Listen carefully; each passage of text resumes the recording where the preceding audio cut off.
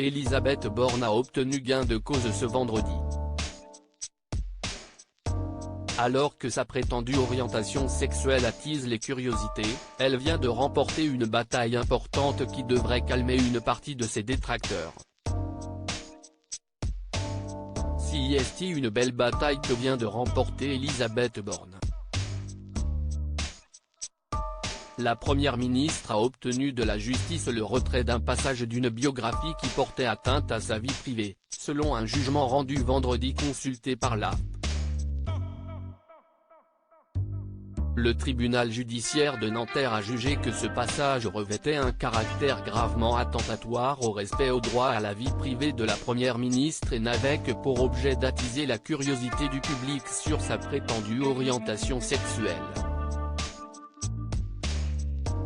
Le livre concerné est La secrète de la journaliste Bérengère Bonte, publié le 4 mai par les éditions de l'Archipel. Celles-ci devront payer à Madame Borne 1 euro de dommages et intérêts, et de 000 € au titre des frais de justice. Elisabeth Borne avait assigné l'éditeur en justice pour qu'il retire, en cas de réimpression et en raison d'atteinte à sa vie privée, plusieurs passages de ce livre. La maison d'édition fait appel. La première ministre ne veut pas se soumettre à la tyrannie de la transparence, si est cohérent avec ce qu'elle a toujours été, une femme discrète, avait plaidé son avocate fin mai.